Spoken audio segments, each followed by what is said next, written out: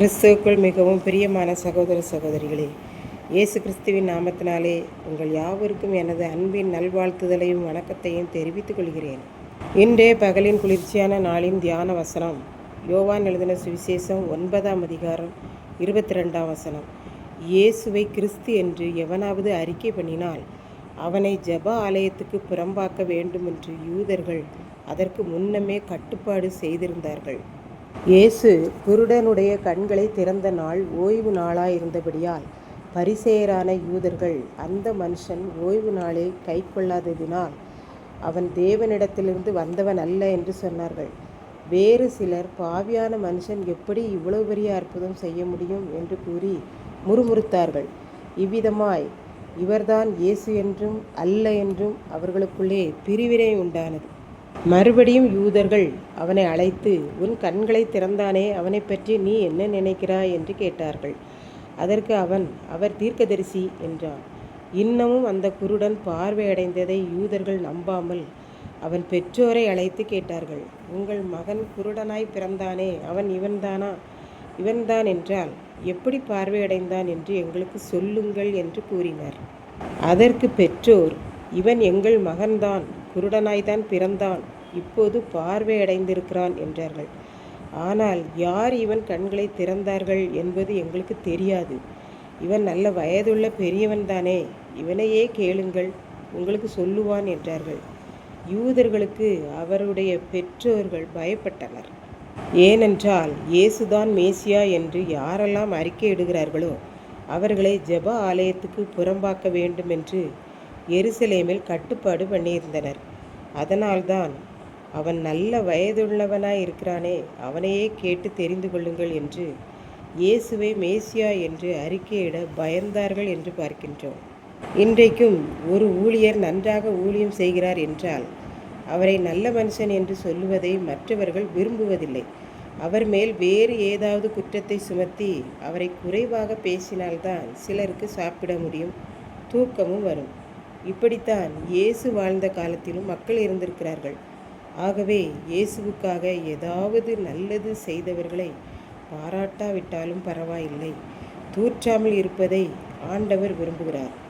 யார் என்ன கட்டுப்பாடு போட்டாலும் செய்த நன்மைகளை இல்லை என்று சொல்ல முடியாது, அது தானாகவே வெளிப்பட்டுவிடும். இப்படித்தான் ஒரு பெண்ணை அவர்களுடைய பெற்றோர் மாப்பிள்ளை அமையவில்லை என்று கூறி இயேசுவை அறியாத மார்க்கத்தில் உள்ள மாப்பிள்ளைக்கு திருமணம் செய்து வைத்தார்கள்.